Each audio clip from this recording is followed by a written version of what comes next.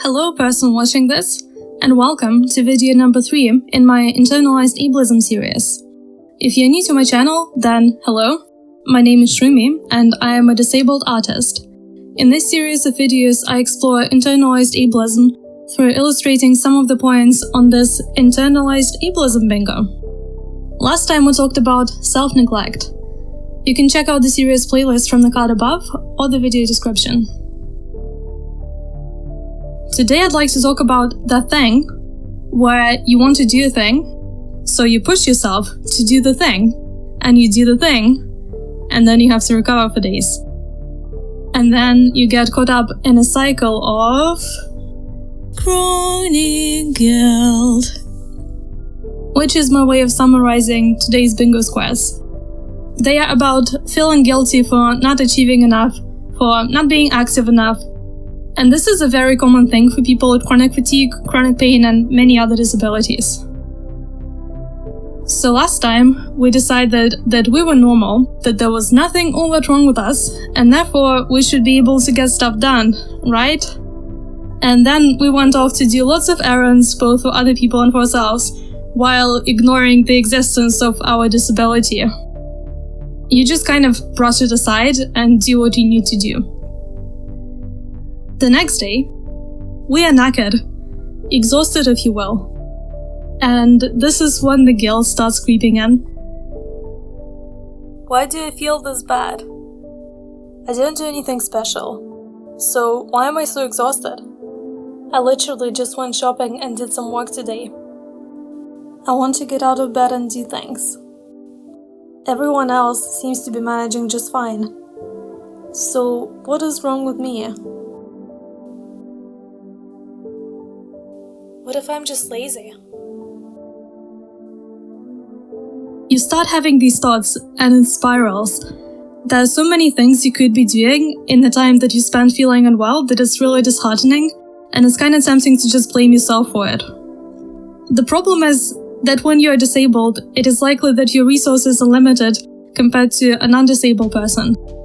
You may have heard of spoons, that is disability community slang for energy points, basically. If you happen to be a gamer, then you can think about it like your HP. Not only is your maximum HP lower than other characters, but it also doesn't recover as easily or as quickly, and there's not much you can do about it. So essentially, we did a bunch of stuff that has used up all of our energy points, and then we find ourselves unable to exist outside of bed for the next week. It's easy to start feeling guilty, not to mention the daily tasks piling up. This kind of thing happens to me a lot. The situation of using up too much of your energy and then being non-functional is called the crash and burn cycle, and the way to improve it is called pacing. It starts with accepting that you do have some limits, and that's okay. Then you gradually increase your level of activity, which is supposed to help build up energy in the long term. I am very much a beginner at this. I tend to start feeling really bad if I'm not productive, but I try to remind myself that I am not a machine and that there are many things about my situation that are unfortunate and unfair, but nevertheless very real. I've also tried to optimize my life for low energy days. For example, I got a used iPad specifically so I could still make art while cooped up in bed, and that is what enabled this YouTube channel. I keep easily accessible snacks and instant foods around the house, so I have things to eat when I can't cook. And for when I do start beating myself up, I have my friends as well as health professionals who will remind me to chill and take it easy, that I'm not a robot. At the same time, I think sometimes it is valid to overdo it. For example, in September, I went to London to protest with Extinction Rebellion against government inaction on the climate emergency. This kind of thing takes a lot out of me, and I know that. But I wanted to be there because it's important. So I decided to go for a week. I did try to pace myself. I only went to protest every other day and did online things in between. But it was still rough for me. I was having migraines all the time, and afterwards I was basically just in bed for a week. But was it worth it? Yes. I had a pretty good time, even despite the migraines, and friends getting arrested for stuff they didn't do, and other totally democratic things like that. And I don't feel too guilty for resting, because I kind of factored the rest times and the amount of suffering I would experience into my decision to go there. So I think it's fine to push yourself sometimes. The important part is not beating yourself up when you have to take it a little easy afterwards. And maybe just planning it a bit realistically. Thinking, what could happen? What can I do about it? How can I cope with that? That said, taking it easy is much easier when you don't have to worry about things like keeping a roof over your head, money, family, responsibilities. I am lucky to be in a reasonably secure position right now, largely due to having a family member who could support me, and recently also disability benefits. The funny thing is that my income would be barely enough for rent in most places, but I lucked out with the landlord too. Many people don't have that, and frankly, if I didn't have these privileges, then I would probably be homeless right now. That is just the harsh truth. Just like other forms of internalized ableism, I feel like this anxiety about being lazy reflects how we're seen in wider society. So many people seriously think that disabled people on benefits have the best life because they get free money. And to anyone who thinks that and perpetuates that, please educate yourself. You have no idea just how wrong and cruel this stereotype is.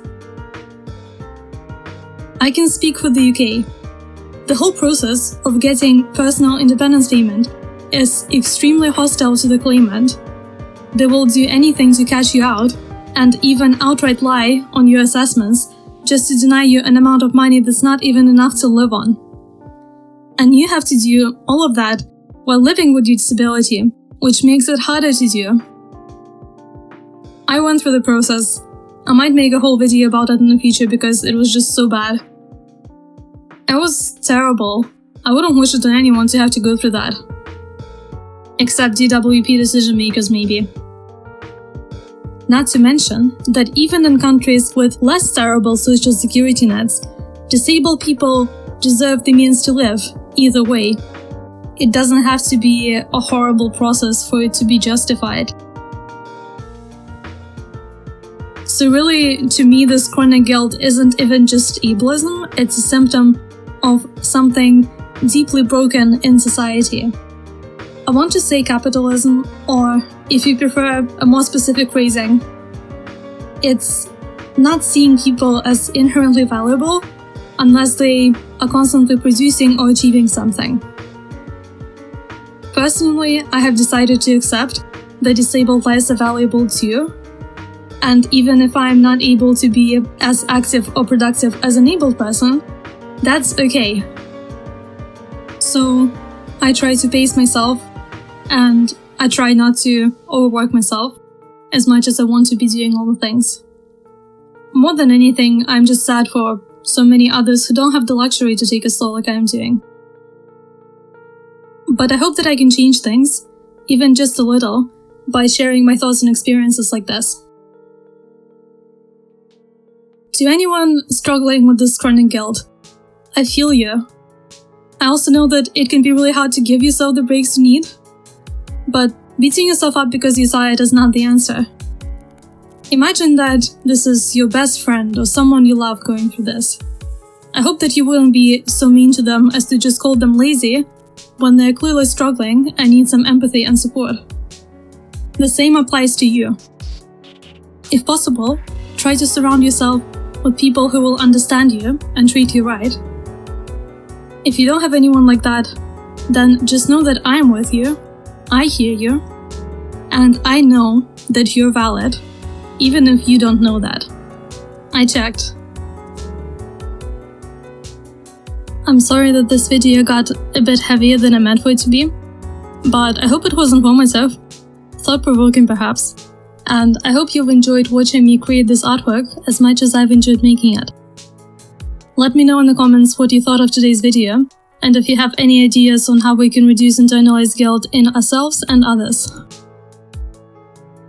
There's one last part left to the series, and then I will move on to other ideas.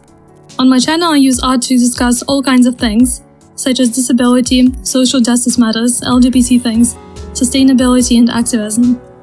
I also make pure art videos, art supply reviews, art challenges, speed paints and so on. If this sounds up your alley, then you are most welcome to be my subscriber. Likes and shares are also super appreciated. Thank you very much for watching. This was Shrimi, and I hope to see you again. Bye bye! I literally just went shopping and did some work today. I'm not a robot. That I'm not a robot. Sorry.